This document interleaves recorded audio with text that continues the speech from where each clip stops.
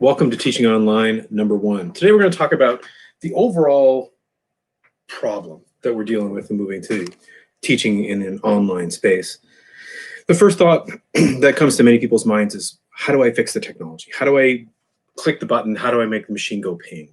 And I understand that feeling. I understand that the first thing that confronts you when you go to the internet, you go to teach in a learning management system, if it's Blackboard or Moodle, you get confronted with this idea of not knowing where to press or where to go or how to engage in the way that you want to do. And I understand that. And those are real things. I'm not suggesting that that's not actually a problem. What I'm suggesting is it's not the core problem. The core problem is that teaching on the internet is simply different than teaching face-to-face. It's not that it's better or worse. In some cases, there are things it does that are better. There are some things that are harder to do online, but it's a different space and there are different things you can accomplish.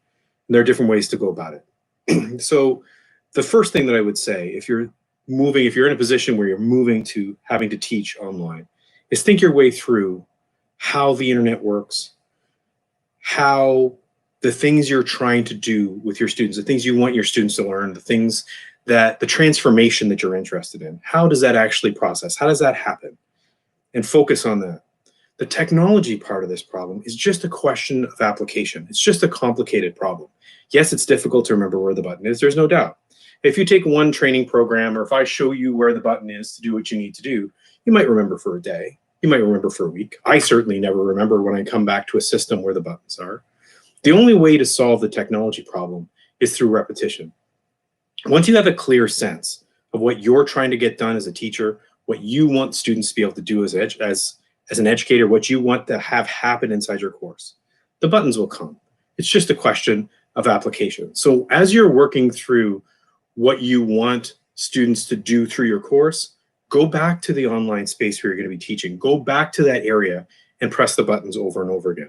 Do 5 or 6 or 7 run-throughs of how to do it. You will not regret it. I know it's hard to convince yourself to do it, and we've given lots of people that advice over the last 7 or 8 weeks, and some people take it and some people don't.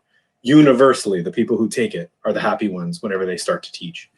You can only get accustomed to pressing those buttons, and 2 years from now, you're going to forget again. You're going to have to go through this process again. It'll be easier the second time, but the technology is not really the problem. It's the internet, and that's what we have to deal with.